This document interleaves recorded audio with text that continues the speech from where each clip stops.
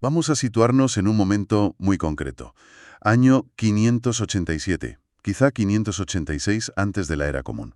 El Templo de Jerusalén, que es el centro no solo de una ciudad, sino de todo un universo de creencias, está ardiendo. La escena es, bueno, es apocalíptica. Y no es solo la caída de un edificio, es el colapso de una fe, de un mundo entero. Hoy vamos a analizar a fondo este momento de crisis, pero no para quedarnos solo en la catástrofe. Nuestra misión, basándonos en el estudio Historia mínima de los judíos en la antigüedad de Adolfo Daniel Rittman, es entender cómo un trauma así se convirtió en el motor de una de las reinvenciones más fascinantes de la historia. Es que esa es la gran paradoja. Un evento que, en teoría, debería haber significado el fin de un pueblo, su aniquilación cultural, acaba siendo la semilla de lo que hoy conocemos como judaísmo. Es una historia de supervivencia y de transformación contra todo pronóstico. Pues empecemos por el principio, porque para entender la magnitud del golpe, primero hay que saber qué era ese temple. Y aquí la fuente ya nos da una primera sorpresa. Desmonta una idea que, bueno, está muy arraigada. Todos pensamos en el templo de Salomón como el único lugar de culto desde siempre, pero parece que la realidad fue muy distinta durante siglos. Completamente distinta. A ver, durante gran parte de la historia de los reinos de Israel y Judá, el Templo de Jerusalén era en esencia una capilla real. Importantísima, sí, el centro del culto del rey. Pero no era la única. Había santuarios, había otros templos dedicados al Dios de Israel por todo el territorio en lugares de muchísima tradición como Betel, Dan o Siquem. La gente adoraba a su Dios en muchos sitios.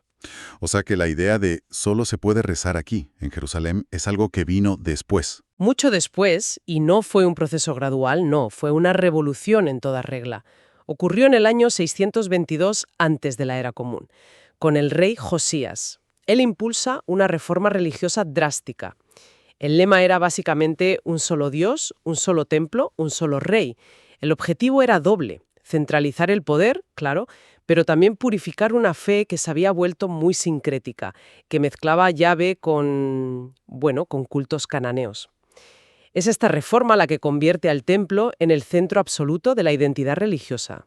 Claro, y si te convencen de que ese edificio es, literalmente, el único lugar de la tierra donde reside tu Dios, ¿qué efecto psicológico tiene eso en la gente? Empiezas a sentirte intocable. Exactamente. Se genera lo que el texto llama una teología de la invulnerabilidad. La lógica es aplastante. Si Dios vive aquí, en su único hogar, no va a permitir que nadie lo destruya. Sería como destruirse a sí mismo. Y esta creencia, además, se vio reforzada un siglo antes, en el 701, cuando Jerusalén resistió de forma milagrosa un asedio del todopoderoso imperio asirio. Para ellos, esa fue la prueba definitiva.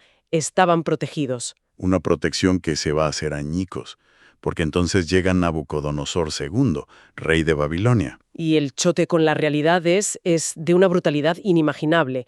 El ejército babilónico no solo conquista la ciudad, la arrasa, quema el templo hasta los cimientos. La fuente lo describe muy bien. No solo es una derrota militar, es el derrumbe de una fe. Los objetos sagrados son saqueados. Y es curioso porque el propio texto bíblico da versiones contradictorias.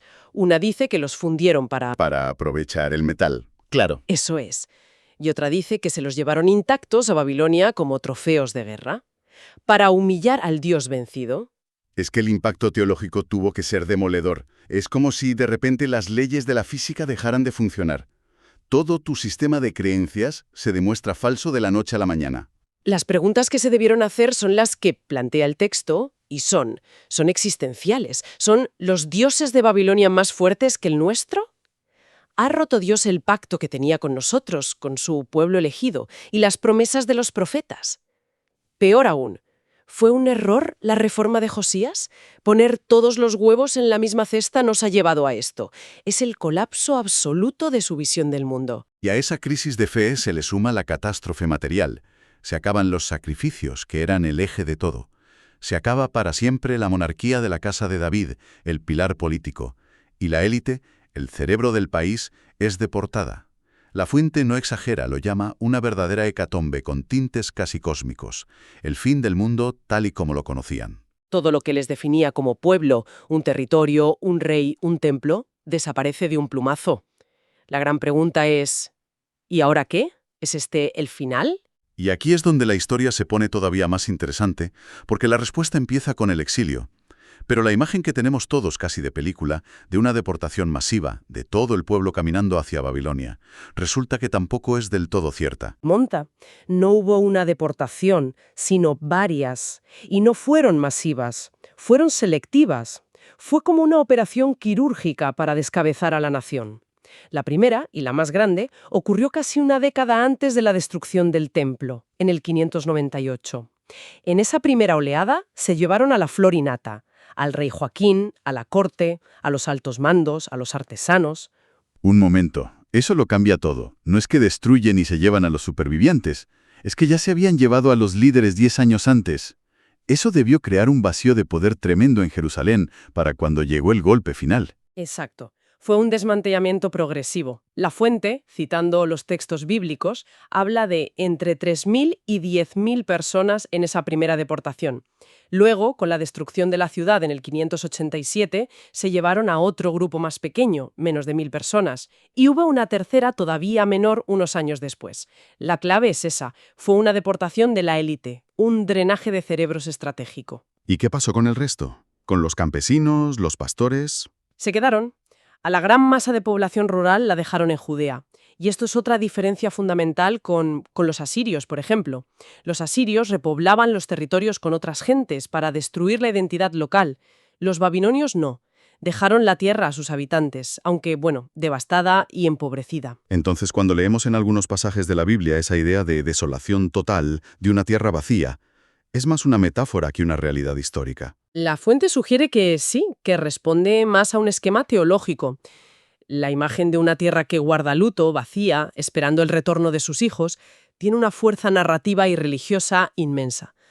Pero la arqueología nos dice que la vida continuó en Judea, aunque fuera mucho más precaria. Entendido. Viajemos entonces con esa élite a Babilonia. ¿Cuál era su situación allí? La imagen de esclavos encadenados es correcta. Es otra imagen que hay que matizar, mucho. Salvo quizá el rey y su familia, que al principio sí estuvieron prisioneros, a la mayoría no se les trató como esclavos. Se les asentó en colonias agrícolas, en tierras del Estado, cerca de grandes canales. Fíjate, la fuente menciona lugares como Tel Aviv o Al-Yahudo, que significa la ciudad de Judea. El objetivo babilónico era muy práctico, usar a esta mano de obra cualificada para desarrollar esas tierras. O sea que se integran en la economía. Se convierten en agricultores, comerciantes. Totalmente. La evidencia que tenemos, sobre todo tablillas de arcilla con contratos, lo confirma. Se integraron económicamente y con el tiempo algunos incluso prosperaron. También se integraron culturalmente hasta cierto punto, adoptaron el arameo, la lengua franca del imperio, y empezaron a usar nombres babilónicos. El ejemplo clásico que da el texto es el de Mardoqueo, del libro de Esther, un nombre que deriva del dios principal de Babilonia, Marduk. Vale, y aquí viene la pregunta del millón. Si se están integrando, si están prosperando, si sus hijos ya nacen hablando arameo, ¿cómo es posible que no desaparecieran? ¿Qué impidió la asimilación total? Porque tomaron una decisión consciente de no desaparecer. Desarrollaron unas estrategias de supervivencia cultural increíblemente eficaces. Lo primero fue organizarse en comunidades muy unidas. Sin rey ni Estado, la estructura social volvió a lo básico: la familia, el clan. Los líderes pasaron a ser los ancianos y, sobre todo, surgió una nueva figura clave: el escriba versado en la ley. ¿Y lo segundo fue? Construir una especie de muro de identidad a su alrededor. Esa es la metáfora perfecta. Levantaron un muro invisible hecho de prácticas que los diferenciaban. Empezaron una labor titánica de compilar y editar todas sus tradiciones, sus leyes, sus crónicas. Es aquí, en Babilonia, donde nace el germen de la Biblia hebrea. Y a la vez reforzaron rituales que los hacían únicos. La observancia estricta del Shabbat, la circuncisión, unas normas dietéticas muy estrictas que, en la práctica, impedían compartir mesa con sus vecinos babilonios. Es como crear una cultura portátil, algo que no depende de un lugar, sino de textos y prácticas que puedes llevar contigo a cualquier parte. Has dado en el clavo. Y en ese proceso, su propia religión sufre una transformación radical. Es una auténtica revolución teológica. La fuente destaca dos cambios copernicanos. El primero es el paso de una creencia monolátrica a un monoteísmo radical. Explícanos esa diferencia. A ver, antes del exilio, la idea era que cada pueblo tenía su Dios. El de Israel era Yahvé, y para ellos era el mejor, pero no negaban la existencia de otros dioses. En el exilio, para explicar la catástrofe, surge una idea mucho más radical. En realidad solo existe un Dios, el nuestro. Los dioses de Babilonia no es que sean más débiles, es que no existen. Son simples ídolos de madera y piedra. Es un salto mental gigantesco. Es pasar de «mi equipo es el mejor» a «solo mi equipo juega en esta liga, los demás no existen». Totalmente. Y el segundo gran cambio es el desarrollo de una religiosidad sin templo. No intentaron construir un nuevo templo en Babilonia, la fuente sugiere varias razones. Quizá consideraban que la tierra era impura, o la propia doctrina de Josías, solo hay un templo y está en Jerusalén, pesaba demasiado, o bueno, simplemente los sacerdotes de Marduk no se lo habrían permitido. Entonces, ¿cómo practicas una religión que giraba en torno a los sacrificios en un templo que ya no existe? Tienes que reinventarla. Y lo que hicieron fue fomentar una relación con Dios mucho más directa, personal, intelectual. Sin la mediación de los sacrificios, la fe se basó en la oración, en el estudio comunitario de la ley. Es, por así decirlo, la democratización de la fe. Y el texto llega a sugerir que es muy probable que la sinagoga, como lugar de reunión y estudio, tenga su origen en este preciso momento. Es la solución a cómo ser una comunidad religiosa sin un centro físico. Es fascinante, pero toda esta historia, toda esta reinvención, es la historia de los exiliados en Babilonia. Y como ellos fueron los que escribieron la Biblia, es la versión que nos ha llegado. Pero el estudio nos recuerda que no eran los únicos. Y este punto es crucial. La narrativa bíblica se centra en Babilonia, pero se olvida de dos grupos enormes. Primero, la mayoría de la población, que como dijimos, nunca se fue de Judea. Y segundo, otras comunidades que ya vivían fuera, sobre todo en Egipto. Y aquí es donde entra uno de los descubrimientos arqueológicos más espectaculares, los papiros de Elefantina. Solo el nombre ya suena a aventura. ¿Qué son exactamente? Pues se trata del archivo de una comunidad de soldados mercenarios de origen israelita que estaban en una guarnición en la frontera sur de Egipto, en una isla del Nilo llamada Elefantina. Estos documentos, en arameo, nos abren una ventana a un tipo de judaísmo que no se parece en nada al que se estaba forjando en Babilonia. ¿En qué sentido? Para empezar, tenían su propio templo. Un templo a Yahvé, al que llamaban Yahó, construido en pleno Egipto.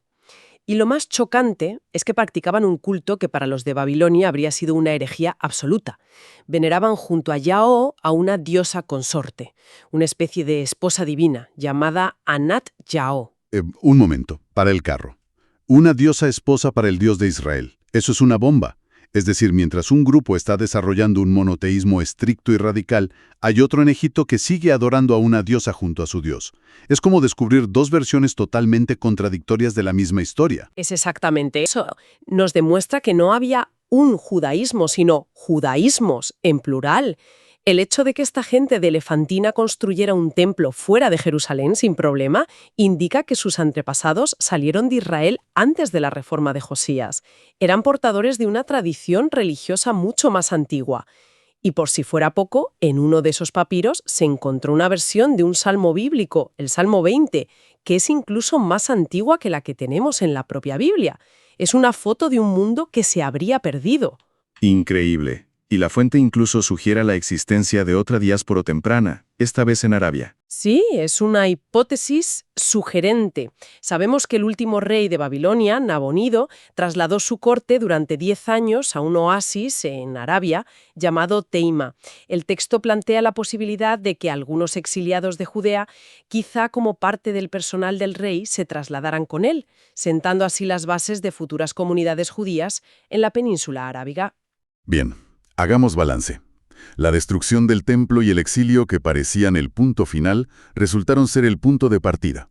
Un pueblo que se definía por 3 pilares físicos, tierra, rey y templo, se ve forzado a reinventarse por completo.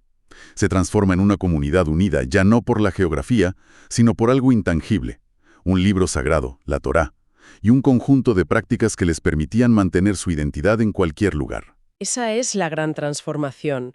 Y para cerrar, me gustaría dejar una reflexión que plantea la propia fuente.